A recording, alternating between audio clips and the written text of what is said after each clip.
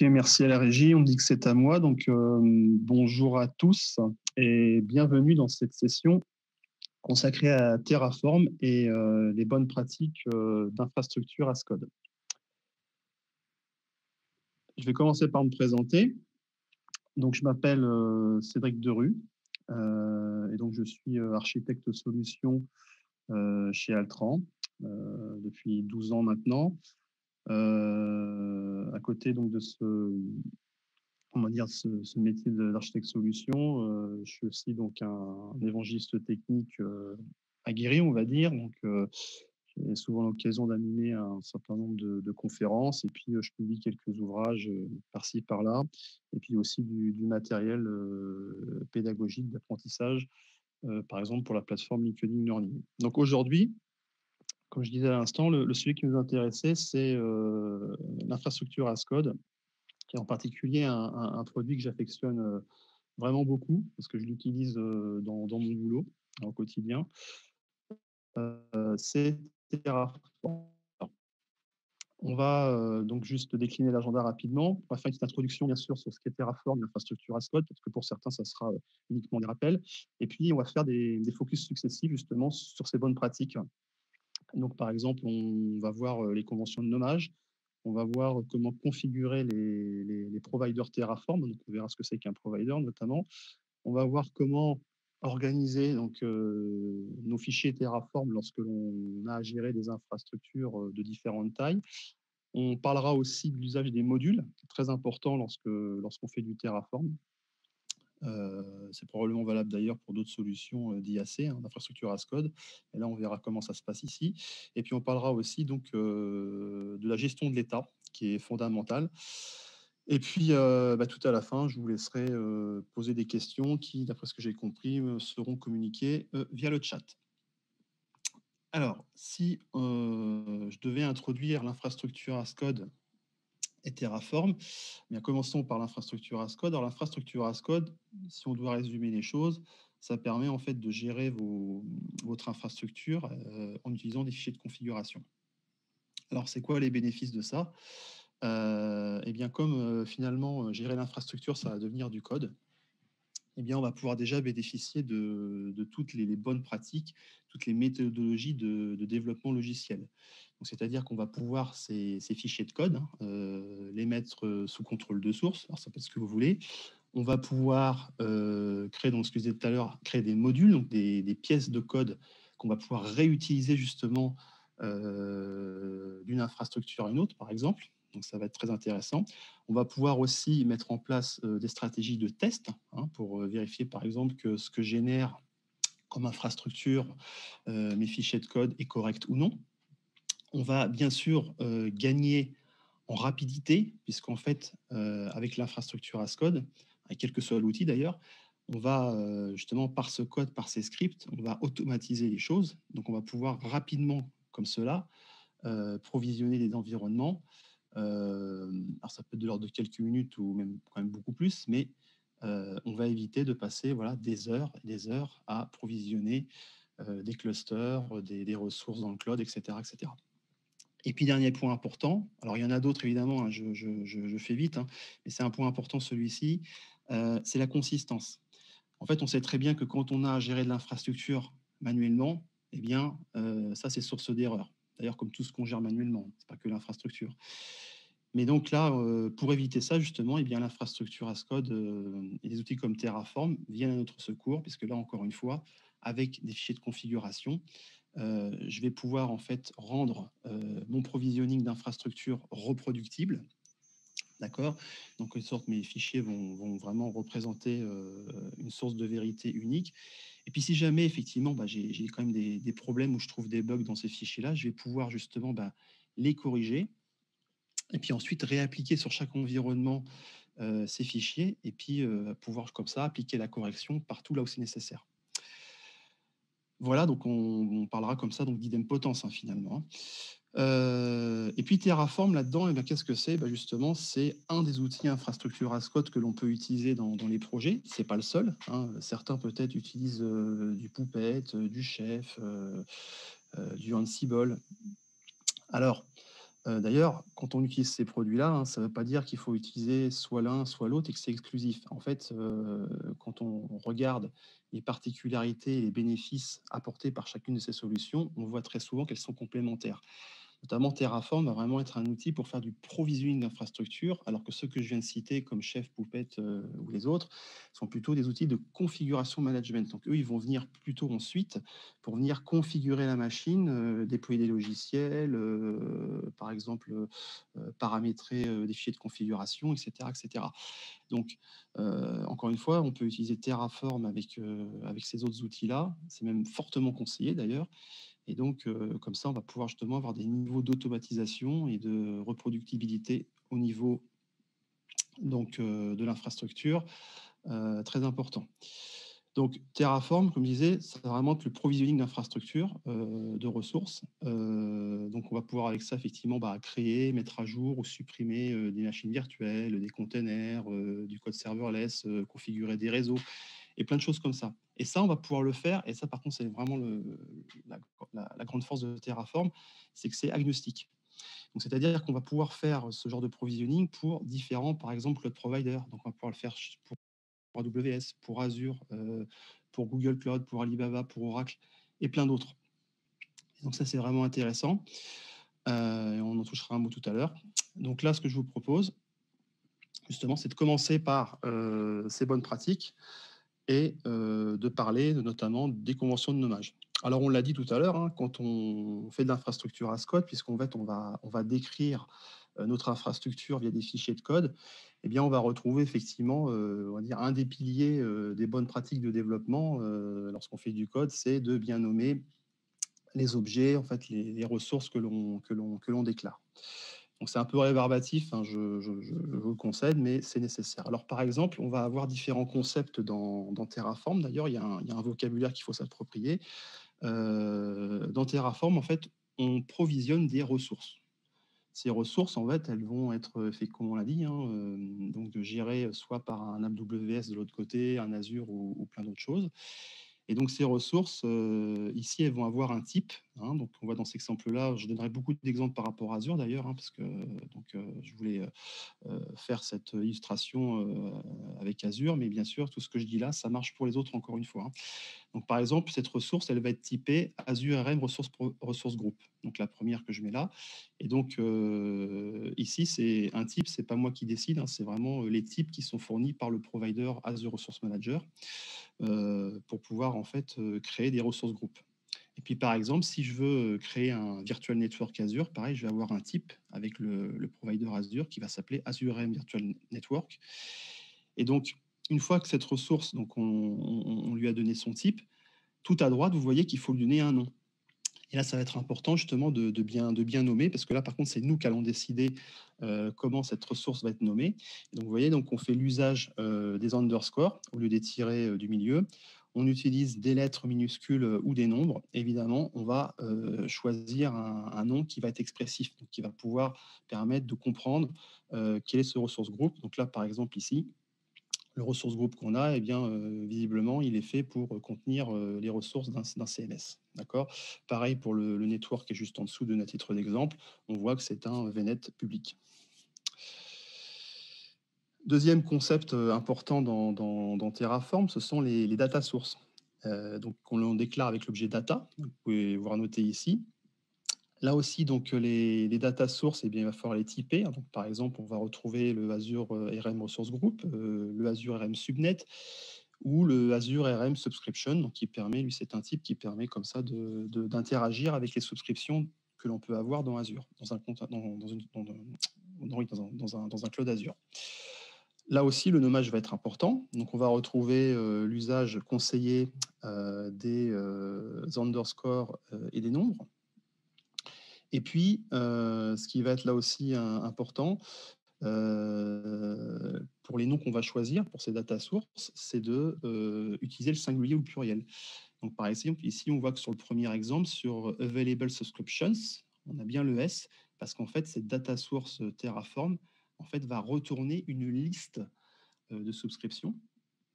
Donc, c'est important de bien nommer au pluriel les choses lorsque potentiellement ça retourne des listes. Ressource group, donc là, on l'a laissé au singulier, parce qu'effectivement, le data source ressource group permet en fait d'aller récupérer les informations d'un ressource group que l'on a dans Azure. Pareil pour un subnet et plein d'autres ressources Azure que l'on peut avoir avec le provider Azure. Je passe maintenant aux variables d'entrée, on va dire, et aux variables de sortie. Les variables, c'est pareil. Donc, les variables, c'est très important. Les variables, c'est ce qu'on va passer en argument, par exemple. On a du code Terraform. Et bien, ici, on va pouvoir créer des ressources. Et ces ressources, et ben, pour pouvoir les configurer, les paramétrer correctement, on va leur passer des variables. C'est-à-dire, tout simplement, c'est des choses qu'on ne peut pas déterminer à l'avance. C'est des variables dont la valeur va être fixée au moment en fait, de l'exécution de ce code. Donc, par exemple, ici, une variable, c'est le mot-clé variable, voilà, comme vous pouvez le voir. Et puis, alors il y a un type sur les variables aussi, mais le type, on le met à l'intérieur. Donc, c'est l'attribut marqué type ici. Et puis là-dedans, on va avoir différents types de variables. Dans Terraform, on va avoir les chaînes de caractères, donc les strings, on va avoir les entiers, on va avoir les listes, ce qu'on appelle les maps, et plein d'autres objets comme ça qui permettent de préciser en fait quel est le type de la variable. Alors, il faut mettre une description. Hein, ça, c'est une bonne pratique sur les variables que l'on manipule. C'est pas quelque chose d'obligatoire, hein, très clairement, de mettre une description, mais encore une fois, là, c'est conseillé en termes de bonne pratique de préciser qu'est-ce que cette variable en fait nous apporte comme information dans le projet. Ensuite, on peut mettre des valeurs par défaut. Donc ça, c'est l'attribut default que l'on voit au niveau de nos variables. Là, c'est pareil, c'est pas obligatoire, mais si une variable, lorsqu'elle n'est pas précisée, doit prendre une valeur par défaut, alors il faut absolument la préciser dans cette déclaration de variable. Et puis là aussi, sur le nom des variables, si jamais vous avez des noms de variables, enfin des variables qui sont de type list, ou en tout cas un ensemble ou map ou set, par exemple, qui sont des ensembles d'objets, d'informations, eh bien, il faut bien aussi la penser à nommer la variable au pluriel pour que l'on sache en fait que c'est pas quelque chose qui contient une seule valeur, mais que ça contient de multiples valeurs. Alors là, pour la variable environnement, d'ailleurs, au pluriel, on voit que j'ai pas mis le type, parce que là, c'est pareil, dans les bonnes pratiques, alors bien sûr que bonnes pratiques, on peut les adapter, hein, mais on verra quand même de temps en temps, c'est souvent que finalement, c'est pas la peine de préciser le type, puisque là, comme je mets la valeur par défaut et qu'on voit que la valeur par défaut, ça correspond à une liste, j'ai pas besoin de préciser que c'est un type de type liste dans ce cas-là. Voilà, pour les variables de sortie là, que l'on marque avec le mot-clé output. Ici, c'est pareil, donc il n'y a pas de type, hein, par contre, sur les variables de sortie. Par contre, il faut absolument mettre un nom très précis sur ce que est censé fournir comme information cette valeur de sortie. Alors, les valeurs de sortie, en fait, comme leur nom l'indique, c'est lorsque j'exécute un script Terraform, un fichier de configuration Terraform qui me crée des ressources et que, par exemple, je veux récupérer des informations sur ces ressources pour pouvoir les réutiliser dans d'autres fichiers de configuration notamment, je vais en fait donc pouvoir faire sortir ces valeurs-là grâce justement aux outputs. Et donc par exemple, si à un moment donné, je veux dans cet exemple-là, eh bien, ressortir le nom d'un ressource groupe que j'aurais créé donc à partir d'une ressource justement Azure RM ressource group, eh bien, il me suffit de créer un objet output, de mettre le nom très précis. Alors, par exemple, si ce qu'on propose, c'est de mettre le nom, par exemple, ça peut correspondre à un environnement, le type et la valeur de ce type que l'on retourne. Donc, par exemple, ici, prod Azure RM Resource Group name, ça veut dire que je vais retourner le nom de mon ressource group Azure en prod. Voilà. Et donc ensuite, la value que je mets en dessous, c'est tout simplement, alors ça c'est vraiment de la syntaxe Terraform, hein, c'est pas moi qui choisis, il faut l'apprendre. Eh bien, je référence justement par le type et par le nom et par l'attribut, donc le ressource group, par exemple, qu'on a montré tout à l'heure au tout début. Je continue. Ensuite, il va y avoir tout ce qui est, par exemple, le nom des attributs. Alors là, c'est pareil, les attributs, il y a quelques règles à respecter. Donc ici, on a remis un exemple, une ressource donc Terraform, là, donc, qui permet de déclarer un storage account dans Azure. Eh bien, les attributs, vous voyez que là, c'est pareil, ils ont des noms qui utilisent donc comment dire, les underscores, les lettres minuscules, comme on l'a vu hein, jusqu'à maintenant. Potentiellement, on va avoir aussi l'utilisation des pluriels. Ici, on voit que l'attribut tags eh ben, est au pluriel parce qu'en fait, comme son nom l'indique, il va contenir à l'intérieur plusieurs tags. Par contre, vous voyez que ce tag, hein, qui est une map en fait, hein, ces tags, c'est une map, donc ce sont des clés associées à une valeur. On voit que par contre, le nom des clés, par exemple, peuvent commencer par une majuscule, tout simplement parce que ici, les clés sont arbitraires. Donc, c'est-à-dire que à ce moment-là, dans cet objet tags, en fait, cet attribut tags, il n'y a pas de justement de contraintes sur la manière dont on va donc marquer les clés. Donc c'est pour ça que là-dessus, par exemple, il y a des cas où le fait d'utiliser du lowercase avec des underscores, ça ne va pas s'appliquer dans ce cas-là, puisqu'il y a des endroits, parfois, on est un peu plus libre pour nommer les attributs. Voilà, je passe maintenant donc à la configuration des providers. Alors les providers, on l'a dit, hein, c'est lorsque je veux par exemple provisionner des ressources dans un cloud provider ou même sur, ça peut être par exemple une ferme VMware, on peut même provisionner des choses dans GitHub, enfin, on peut faire beaucoup de choses avec Terraform, il y a énormément de providers. Donc ici, j'ai pris 2 cloud providers comme exemple, donc j'ai pris Azure et AWS. Eh bien, pour configurer un provider, on va avoir plusieurs cas. Donc, on a le cas le plus simple, c'est qu'on a un provider tout seul. Donc là, on va devoir, déjà dans un premier temps, dans un bloc nommé Terraform, dire quel est le provider que l'on veut utiliser donc, avec une version. Alors pourquoi une version? Justement, c'est pour éviter d'avoir en fait les versions qui s'upgradent toutes seules au cours du temps. Parce que si vous ne fixez pas la version, donc ça c'est une bonne pratique, donc fixer la version, ça permet de s'assurer que les fichiers de configuration qui sont faits à partir de cette version du provider restent cohérents hein, avec la version qu'on a mis au départ. Si jamais vous ne mettez pas, en fait, à chaque fois que vous allez relancer vos fichiers de configuration, il peut y avoir des mises à jour qui vont se faire. Et donc, à un moment donné, peut-être qu'avec certaines mises à jour, il va y avoir par exemple des types qui vont être dépréciés ou d'autres choses, et donc ça ne va plus marcher. Donc, encore une fois, là, on prévoit de donner un minimum d'informations sur la version du provider qu'on souhaite utiliser. Donc ici, on est sur la version 2.15 d'Azure RM pour ce qui est Azure. Et puis de l'autre côté, sur AWS, là, on dit on veut la version 2.7 ou éventuellement les versions supérieures. Mais en fait, voilà, on essaye quand même le plus possible de borner.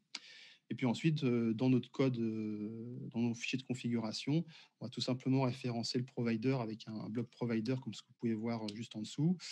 Dans AWS, il faut remarquer que c'est intéressant.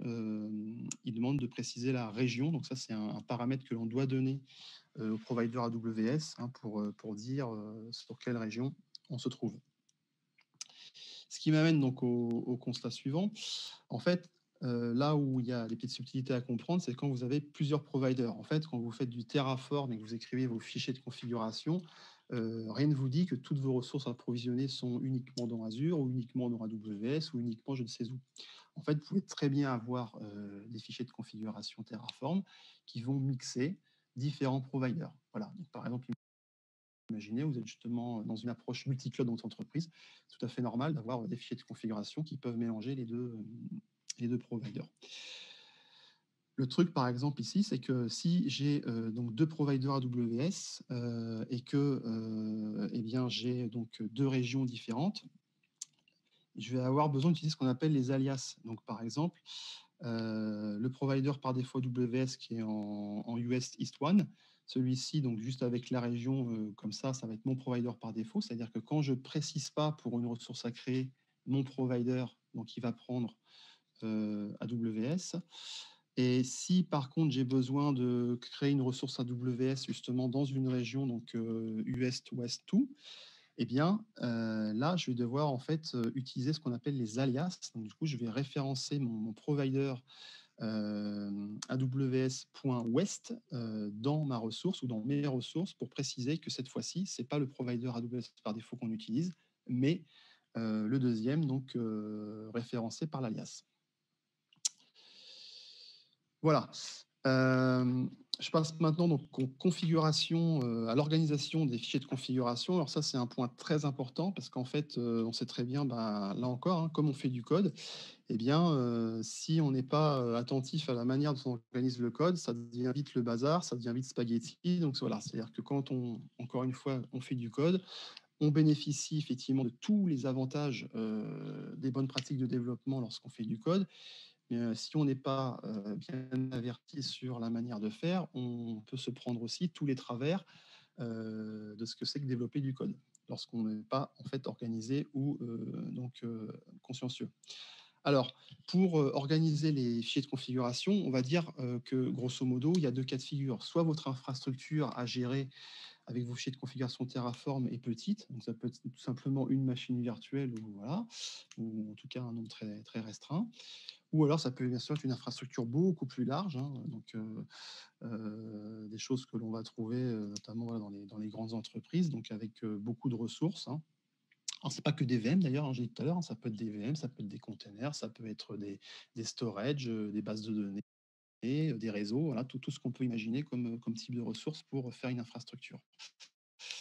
Donc small ou large, on a le choix. Donc ici, par exemple, si vous êtes, dans le cas de mettre à disposition, par exemple, une VM, toute seule, à des fins de test, hein, par exemple, eh bien, vous pouvez très bien vous contenter, de ce que vous avez souvent trouvé d'ailleurs dans les exemples, on va dire de démarrage dans Terraform. Votre fichier main, Terraform qui, du coup contient, la description des ressources nécessaires pour créer cette VM, hein. Donc, d'ailleurs, là-dedans, si on s'amusait à l'ouvrir, on retrouverait bah, donc, la création de la VM Azure avec son réseau, avec sa adresse IP, avec ses sous-réseaux, etc., avec son network interface, hein. Donc, voilà. Pareil pour les autres. Et donc là-dedans, là aussi, on va trouver par exemple un fichier de variable qui va permettre par exemple de setter la taille de la machine. Est-ce que je veux une petite machine, une grosse machine, etc. Un nom pour la machine. Donc ça va être les variables qu'on va pouvoir déclarer en entrée. Et puis éventuellement donc un fichier de sortie, hein, comme je disais tout à l'heure, donc les outputs qui vont permettre par exemple à la fin du run des fichiers de configuration de pouvoir par exemple récupérer l'adresse IP ou le DNS de la machine typiquement, hein, ce qui peut servir ensuite pour de communiquer par la suite. Si par contre des infrastructures beaucoup plus larges, là, il va falloir effectivement changer un petit peu de stratégie. Et donc typiquement, eh bien, on peut quand même garder les choses simples, hein, mais on va pouvoir, eh bien, par exemple, créer donc un répertoire pour chaque environnement. Donc là, j'ai un environnement de développement. Je vais retrouver pareil les 3 fichiers de base. Alors d'ailleurs, si votre fichier main est trop important, vous pouvez très bien le découper. C'est-à-dire que vous pouvez mettre un fichier VM Terraform, dont vous mettez vraiment le provisioning de la VM. Vous pouvez mettre un fichier VNet Terraform pour dire quel est le virtual network de votre machine, comment vous le créez, et puis l'adresse IP, pourquoi pas, etc., etc. Donc on peut vraiment après découper les fichiers à un moment donné. Quand ça devient trop gros, on peut les splitter. Là, on est resté simple pour vous montrer une organisation de base lorsque on a des structures, des infrastructures un peu larges. Un environnement global, donc ça, par exemple, c'est tout ce qui va finalement être global à mes environnements de production, de qualité et de développement. Donc, ça peut être, voilà, là, pareil, j'ai donné l'exemple Azure, hein, ça peut être un compte automation, ça peut être des comptes de stockage, etc.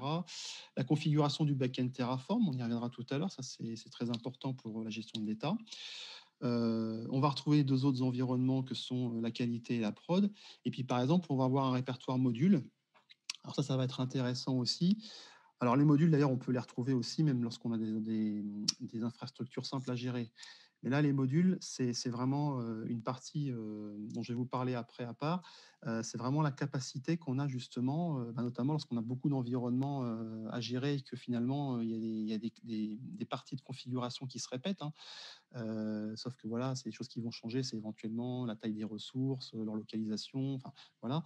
Mais on va pouvoir comme ça avec les modules finalement, extraire des morceaux de code que l'on va pouvoir réutiliser justement à différents endroits, dans différents fichiers de configuration. Donc ça, les modules, c'est très important. On en reparle juste après. Donc là, par exemple, dans mon exemple ici, j'avais créé donc un module pour créer des VM. Donc ça permettait comme ça de créer des VM plus facilement, ou un module pour créer des ressources réseau, comme on peut le voir ici.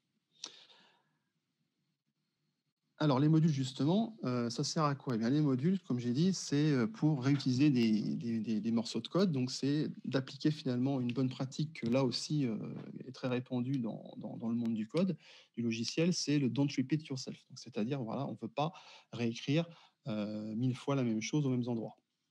Donc pour comprendre ça, il faut se dire que par exemple, si j'ai un environnement, donc je vais reprendre les 4 de tout à l'heure, hein, le global, le développement, le QA et le prod. Eh bien, chaque environnement, en fait, il va avoir un certain nombre de ressources, hein, et donc, ces ressources-là, en fait, ou ces infrastructures-là, les infrastructures, c'est plutôt un regroupement donc de ressources. On va, en fait, chercher à les modulariser pour pouvoir justement les réutiliser, par exemple, d'un environnement à un autre, hein. Donc typiquement, les modules, il y a 2 façons de procéder, on va dire. Soit vous créez vos modules, alors ça, c'est bien quand vous êtes tout seul, hein, sur un projet. Vous pouvez très bien les créer localement et puis ensuite, les réimporter dans vos fichiers de configuration, ou beaucoup plus intéressant lorsqu'on travaille en équipe sur des grands projets. En fait, il y a comme dans beaucoup de choses, en informatique, ce qu'on appelle des registres. On a des registres pour tout aujourd'hui. Donc là, les registres Terraform, c'est ce qui va permettre justement de stocker des modules Terraform et de pouvoir en fait les distribuer aux personnes qui souhaitent réutiliser ces modules pour mettre en place leur fichier de configuration. Alors une fois qu'on a dit ça, qu'est-ce que ça pourrait donner? Par exemple, voilà, j'ai, un environnement, donc 3 environnements, 4 on a, donc, le global, le dev, le QA et le prod. Pour le dev, le QA et le prod, par exemple, j'ai besoin, eh bien, de créer, un VNet. Donc pour ça, eh bien, je vais pouvoir, par exemple, créer ou utiliser, hein, parce qu'en fait, on peut faire soi-même, on peut réutiliser des modules déjà préexistants, dans Terraform Registry, on le montrera juste après. Je vais avoir besoin de créer des réseaux, je vais avoir besoin de créer par exemple des VM, une VM, deux VM, trois VM. Et puis, je peux même aussi, donc pour ces environnements-là, par exemple, avoir des modules de structure, je l'ai dit tout à l'heure, plus grosses, qu'on appelle les modules d'infrastructure. Alors ça, c'est pas, nécessairement du vocabulaire Terraform, hein, c'est plutôt des concepts, encore une fois, issus des bonnes pratiques. Les modules d'infrastructure, en fait, ils vont regrouper différents modules de ressources. Donc, par exemple, j'ai mis ici un cluster Kubernetes. Eh bien, par exemple, pour faire ce module d'infrastructure Kubernetes, je vais m'appuyer là encore sur des ressources modules que j'aurais soit développées, soit récupérées sur une registrie publique, ou autre, privée aussi, hein, pourquoi pas, pour pouvoir justement mettre en place, ce module d'infrastructure Kubernetes. D'accord? Donc, ce registry Terraform, justement, le voilà. Donc, il est disponible à l'adresse registry.terraform.io. Et donc, là-dedans, on va pouvoir en fait chercher soit des providers. Donc, ça, c'est la base, hein, pour pouvoir provisionner des ressources. Vous avez compris, il faut un provider ou plusieurs providers pour pouvoir donc interagir avec les API du provider et provisionner donc les ressources correspondantes. Ou je vais pouvoir justement rechercher des modules. Donc, c'est partie de code Terraform que l'on va pouvoir utiliser pour justement créer des VM, créer des réseaux, créer des clusters Kubernetes, créer des... Voilà, ce que vous voulez. Il y a pas mal de choses véritablement. Il faut vraiment aller sur ce site. Vous allez voir qu'en fait, il y a beaucoup de choses. C'est pas la peine effectivement de faire forcément ces modules. Il y a beaucoup de modules déjà qui sont prêts à l'emploi et que l'on peut réutiliser facilement.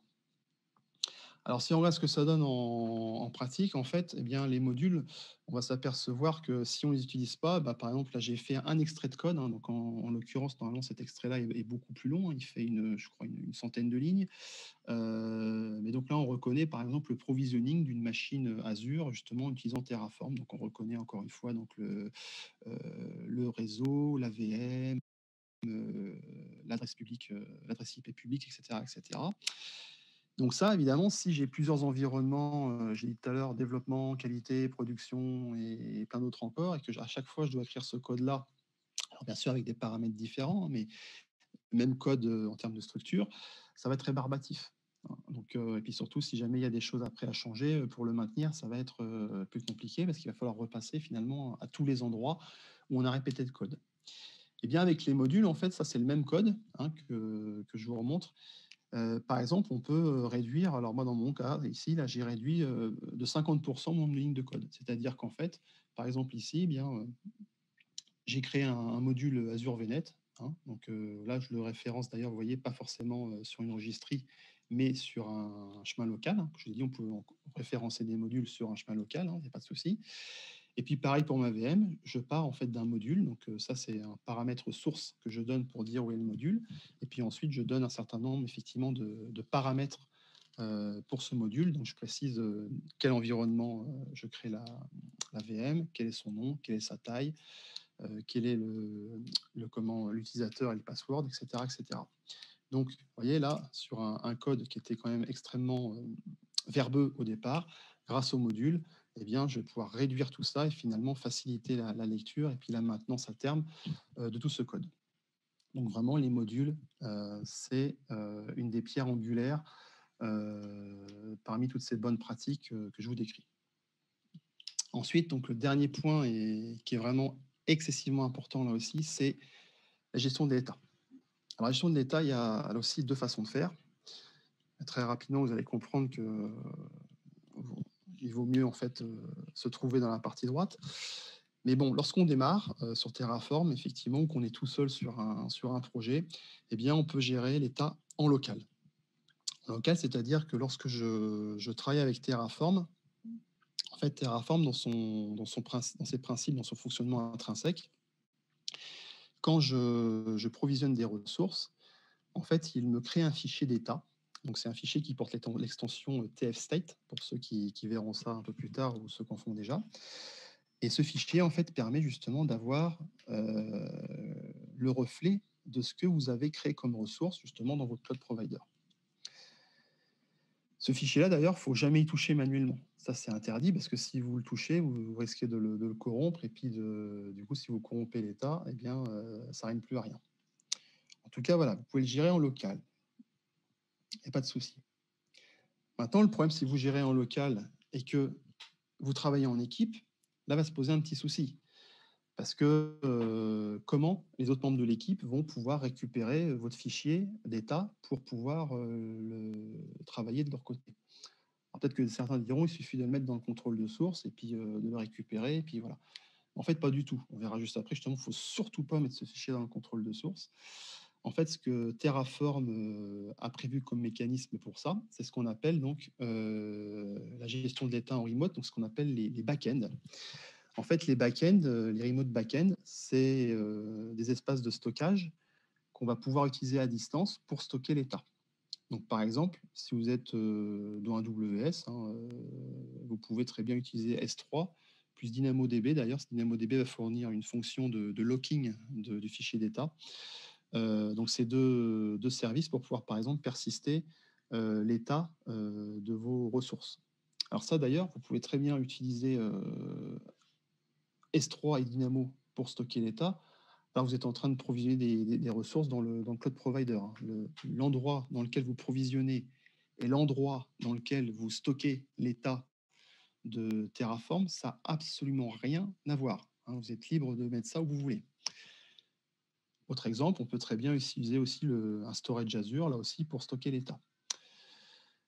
L'avantage de ça, comme je disais, c'est que vous allez avoir une fonction de locking, c'est-à-dire qu'à partir du moment où vous allez faire quelque chose avec Terraform qui va procéder à de l'écriture sur l'état, en fait, le fichier va être probablement locké pour éviter justement que d'autres personnes puissent écrire en même temps et là aussi corrompre l'état.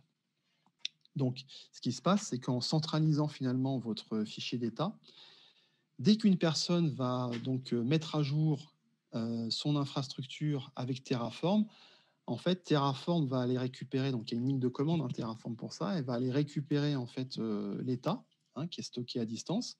Et puis, donc, il va se passer ensuite un certain nombre de points de contrôle pour vérifier que les fichiers que vous avez, effectivement, voir le delta entre l'état et les configurations que vous avez. Et puis, du coup, comme ça, il va pouvoir déterminer les ressources qu'il faut créer, les ressources qu'il faut modifier ou les ressources qu'il faut supprimer.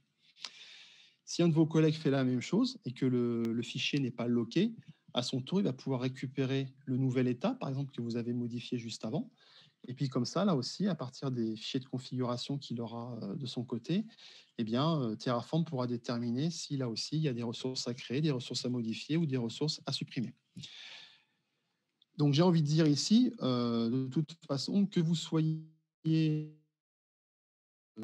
seul ou en équipe, de toute façon, la gestion de l'état dans un back-end remote vous apportera le plus de bénéfices. Donc à ce moment-là, essayez de prendre l'habitude, quand c'est possible, de gérer votre état donc, sur des back-ends distants. Pour configurer un back-end, il n'y a rien de plus simple. Vous avez donc un bloc Terraform qu'on a entreaperçu tout à l'heure, hein, sur la partie provider aussi.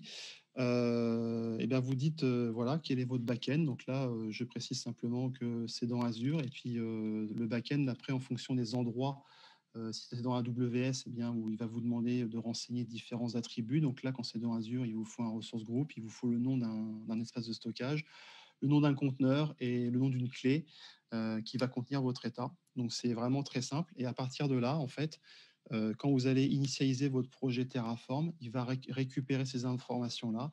Et donc il saura que l'état, au lieu de le stocker en local, vous allez devoir le stocker en remote, donc à distance.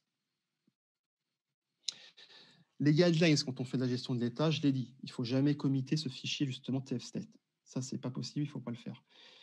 Il faut configurer un back-end, c'est vraiment conseillé.